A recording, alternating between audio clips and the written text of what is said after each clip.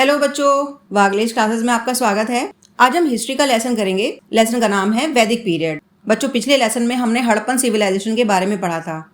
हमने देखा कि वो एक बहुत ही डेवलप्ड सिविलाइजेशन थी जो लगभग 2500 बीसीई से 1500 बीसीई तक रही। लेकिन धीरे धीरे इस सिविलाइजेशन का डिक्लाइन हो गया। इसके बाद भारत में एक नई संस्कृति का विकास हुआ जिसे वैदिक पीरियड कहते हैं। वैदिक पीरियड को दो भागों में बांटा गया है। अर्ली वैदिक पीरियड जो 1500 बीसीई से 1000 बीसीई तक रहा, और दूसरा लेटर वैदिक पीरियड जो 1000 बीसीई से 500 बीसीई तक माना जाता है। बच्चों, वैदिक शब्द वेद से बना है जिसका अर्थ होता है नॉलेज। इस पीरियड का टाइम 1500 बीसीई से 500 बीसीई तक रहा और इस टाइम के लोगों को आर्य कहा जाता था। ये लोग नदियों के किनारे बसे थे क्योंकि वहाँ पानी और खेती के लिए अच्छी जमीन मिलती थी। शुरुआत में ये लोग सप्त सिंधु रीजन में बसे जहाँ पर 7 नदियाँ थीं, जिसमें सिंधु और उसकी सहायक नदियाँ जैसे झेलम, चेनाब, रावी, व्यास, सतलज और सरस्वती शामिल थी। इसलिए इसे सप्त सिंधु कहा जाता था। बाद में आगे चलकर ये लोग गंगा रिवर के क्षेत्रों में फैल गए। सोर्सेज ऑफ द वैदिक पीरियड। बच्चों, वैदिक पीरियड के बारे में सबसे इम्पोर्टेंट जानकारी हमें धार्मिक और साहित्यिक ग्रंथों से मिलती है। शुरुआत में ये ग्रंथ लिखे नहीं गए थे, बल्कि इन्हें ओरल ट्रेडिशन से एक पीढ़ी से दूसरी पीढ़ी तक पहुंचाया जाता था। गुरु इन्हें अपने शिष्यों को याद कराते थे और शिष्य बिना गलती किए उन्हें दोहराते थे। इसी प्रोसेस को गुरु शिष्य परंपरा कहा जाता है, जिससे इन वेदों की प्योरिटी लंबे समय तक बनी रही। कई सदियों के बाद जब राइटिंग स्किल डेवलप हुई, तब इन ग्रंथों को रिटन में सुरक्षित किया गया। इन ग्रंथों में मुख्य रूप से 4 वेद हैं, ब्राह्मण ग्रंथ हैं, आरण्यक और उपनिषद इंक्लूड हैं।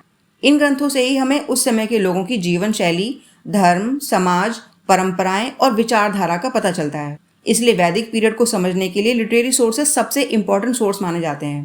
वैदिक पीरियड को 2 पार्ट्स में डिवाइड किया गया है, अर्ली और लेटर।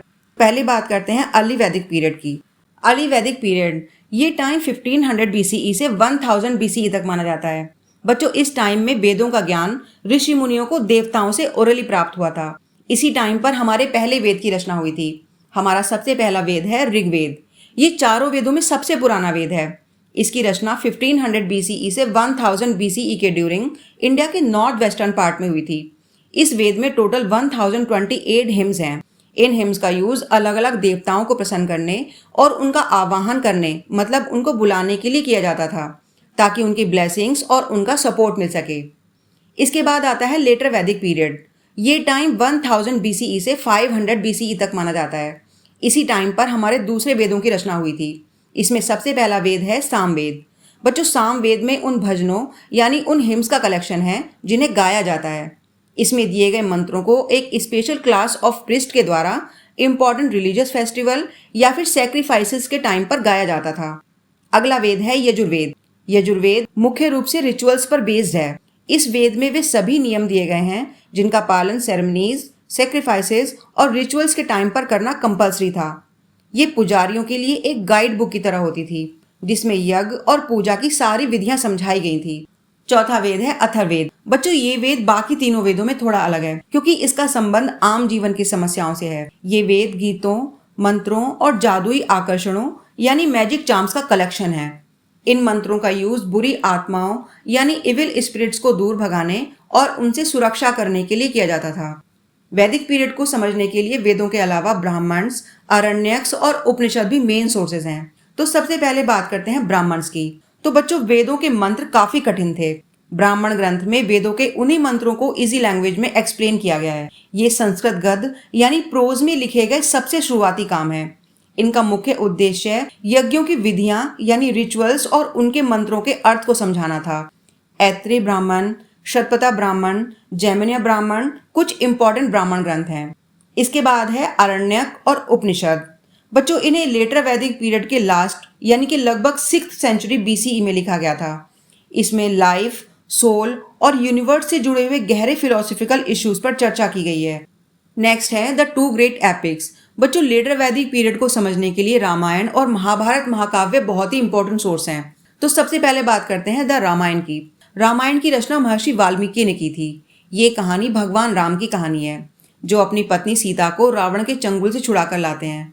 रामायण हमें केवल कहानी नहीं सुनाती बल्कि जीवन के हाई आइडल्स भी सिखाती है, जैसे अपने वादे और फर्ज को निभाना, परिवार और राज्य के लिए त्याग करना, हर हाल में मोरालिटी बनाए रखना। ये महाकाव्य एक राजा के मजबूत शासन को एक आइडल सिस्टम के रूप में दिखाता है, जहां राम को एक आइडल किंग के रूप में प्रेजेंट किया गया है। दूसरा एपिक है द महाभारत। बच्चों, इसकी रचना महर्षि व्यास ने की थी। ये हस्तिनापुर के सिंहासन के लिए दो भाइयों के परिवारों कौरवों और पांडवों के बीच के युद्ध की कहानी है। कौरव धृतराष्ट्र के 100 बेटे हैं, जिनकी कैपिटल वेस्ट यूपी थी, और पांडव पांडु के 5 बेटे, जो कौरवों के चचेरे भाई थे। ये कुरुक्षेत्र का युद्ध पूरे 18 दिनों तक चला, जिसमें पांडवों की जीत होती है।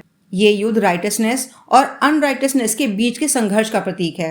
महाभारत का सबसे इंपॉर्टेंट पार्ट भगवत गीता है, जो हमें ड्यूटी, जस्टिस और डिवोशन का रास्ता दिखाती है। The epics as source of history. बच्चों, वैदिक पीरियड में लोग छोटे छोटे क्लैंस में रहते थे, यानी एक ग्रुप में, जिसमें सब लोग आपस में रिलेटेड होते थे। महाभारत से हमें पता चलता है कि शुरू में पावर अलग अलग क्लैंस में बटी हुई थी और उनके बीच में लड़ाइयाँ होती थीं, जैसे कौरवों और पांडवों के बीच हुई। लेकिन टाइम के साथ साथ सिस्टम चेंज हुआ और धीरे धीरे सेंट्रलाइज्ड गवर्नमेंट डेवलप हुई, यानी पावर एक किंग या रूलर के पास आ गई। महाभारत में कृष्णा और यादव जैसे डिफरेंट सोशल ग्रुप का भी मेंशन है, जो पॉलिटिक्स में इंपॉर्टेंट रोल प्ले करते थे। दूसरी तरफ रामायण एक आइडल मोनार्ची दिखाता है, जहां राम को आइडल किंग माना गया है, जो जस्टिस और स्टेबल रूल प्रोवाइड करते हैं। नेक्स्ट पॉइंट है कल्चरल इंपॉर्टेंस ऑफ एपिक्स। बच्चों, रामायण और महाभारत सिर्फ स्टोरीज नहीं है। इन एपिक्स में हमें इंपॉर्टेंट वैल्यूज भी मिलती हैं, जैसे moral values, loyalty, brotherhood, honesty, sacrifice और सबसे इंपॉर्टेंट धर्म, यानी अपनी ड्यूटी को सही तरीके से निभाना। इनका इफेक्ट आज भी सोसाइटी में दिखता है, क्योंकि इनके थीम्स पर थिएटर और पपेट्री शोज आज भी परफॉर्म होते हैं। अलग अलग रीजन और कम्युनिटीज के लोग इनके अपने वर्जन बनाते हैं, जिनमें उनका कल्चर, सॉन्ग्स और ट्रेडिशन शामिल होते हैं। हमारे फेस्टिवल जैसे दशहरा और दिवाली भी इन्हीं एपिक्स पर बेस्ड होते हैं। इसलिए ये एपिक इंडिया की कल्चरल आइडेंटिटी को मजबूत बनाते हैं और हमें यूनिटी में डाइवर्सिटी सिखाते हैं। अब बात करते हैं अर्ली वैदिक पीरियड के बारे में। तो बच्चों, अर्ली वैदिक पीरियड में हम उस टाइम की economy, society, families, position of the king और द ऋग वैदिक असेंबलीज को पढ़ेंगे। तो सबसे पहले बात करते हैं उस टाइम की इकोनॉमी के बारे में। तो बच्चों, अर्ली वैदिक पीरियड में इकोनॉमी का मेन बेस पशुपालन था, यानी लोग ज्यादातर गाय बैल जैसे जानवरों को पालते थे। उस समय कैटल ही वेल्थ का सबसे इंपॉर्टेंट फॉर्म माना जाता था। सोसाइटी में थोड़ी बहुत इकोनॉमिक इनइक्वलिटी शुरू हो रही थी, लेकिन ओवरऑल सोसाइटी अभी भी काफ़ी बराबरी वाली थी। इसका मतलब ये है कि रिसोर्सेज किसी एक व्यक्ति के कंट्रोल में नहीं थे, बल्कि सभी लोग मिलकर इंपॉर्टेंट डिसीजन लेते थे। नेक्स्ट पॉइंट है सोसाइटी। बच्चों, इस टाइम सोसाइटी को ऑक्यूपेशन के बेसिस पर 4 भागों में डिवाइड किया गया था: ब्राह्मण, क्षत्रिय, वैश्य और शूद्र।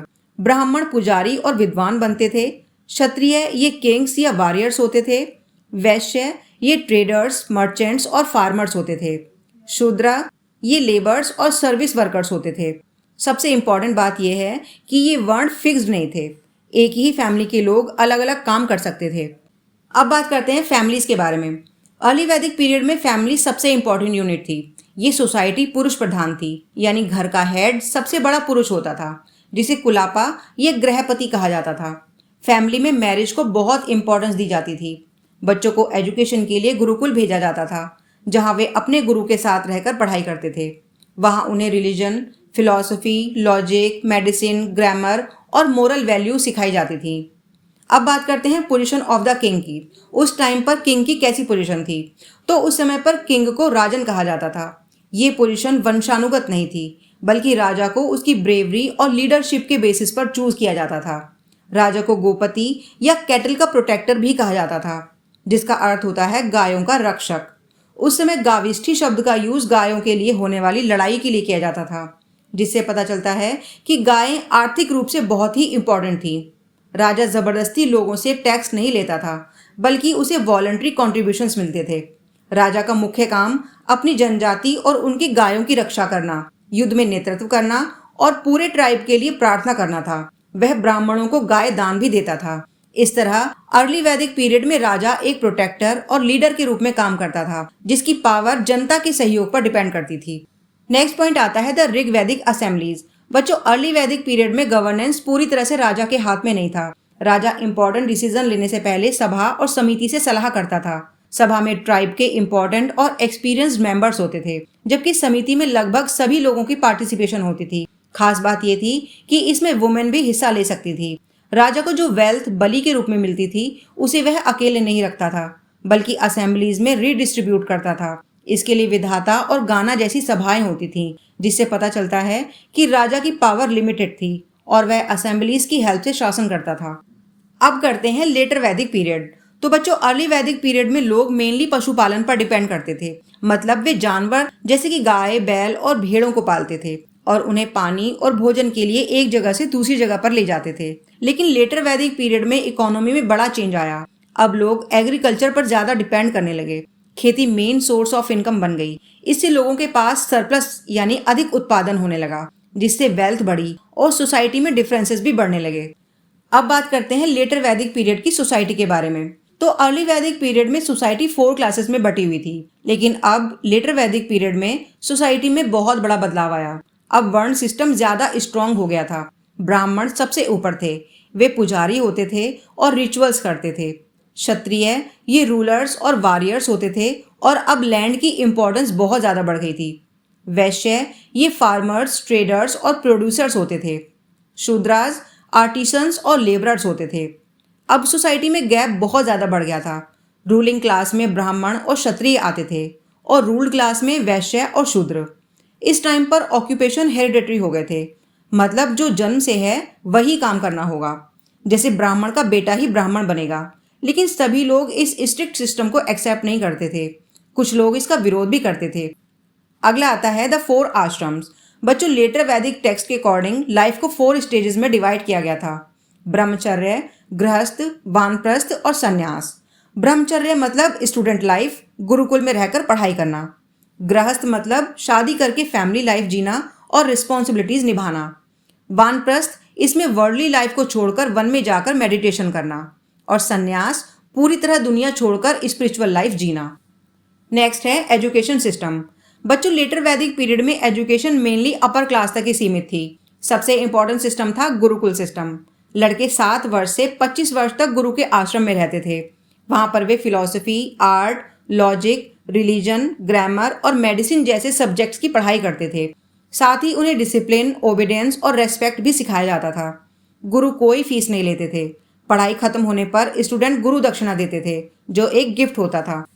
नेक्स्ट पॉइंट है economy of early versus later Vedic period. तो यहाँ पर हम इसकी कंपैरेटिव स्टडी करेंगे। सबसे पहले करते हैं अर्ली वैदिक पीरियड। नंबर 1, अर्ली वैदिक पीरियड में इकोनॉमी का मेन बेस पेस्टोरलिज्म यानी पशुपालन था। नंबर 2, एग्रीकल्चर का रोल बहुत कम था, सिर्फ बार्ले यानी कि जौ का मेंशन मिलता है। एग्रीकल्चर में लकड़ी का हल यूज होता था। नंबर 3, कैटल वेल्थ का मेन सोर्स होते थे। रिच पर्सन को गोमत कहा जाता था। नंबर 4, क्राफ्ट्स लिमिटेड थी, जैसे लेदर वर्कर्स, पॉटर्स और स्मिथ्स।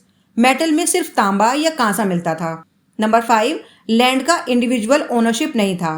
नंबर 6, कोई मार्केट नहीं थे, इकोनॉमिक गिफ्ट सिस्टम पर बेस्ड थी। नंबर 7, कोई बड़े टाउन नहीं थे, सोसाइटी मोस्टली रूरल और समान थी। नंबर 8, फार्मिंग में सिर्फ वुडन टूल्स यूज होते थे, आयरन नहीं था। और नंबर 9, सोसाइटी में इक्वलिटी थी, क्लियर क्लास डिवीजन नहीं था। Economy of letter Vedic period. Number 1, letter Vedic period में इकोनॉमी में शिफ्ट आया। अब पशुपालन से एग्रीकल्चर पर फोकस बढ़ गया। नंबर 2, एग्रीकल्चर मेन सोर्स बन गया। राइस, व्हीट, मूंग, उड़द जैसे ग्रेन्स उगाए जाने लगे। लोहे का हल यूज होने लगा। नंबर 3, लैंड की वैल्यू बढ़ गई और गृहपति लैंड ओनर बन गए। नंबर 4, क्राफ्ट स्पेशलाइजेशन बढ़ गई। पॉटरी, ज्वेलरी, कारपेंट्री और आयरन टूल्स बनने लगे। नंबर 5, लैंड ओनरशिप इंपॉर्टेंट हो गया। नंबर 6, लेटर वैदिक पीरियड के एंड में कॉइन्स का यूज शुरू हुआ। नंबर 7, टाउन्स और ट्रेड बढ़ने लगे, जिससे अर्बनाइजेशन शुरू हुआ। नंबर 8, आयरन टूल्स और वेपन्स का यूज बढ़ा, जिससे फार्मिंग और स्ट्रांग हुई। नंबर 9, शूद्राज और दासाज लेबर के रूप में काम करने लगे।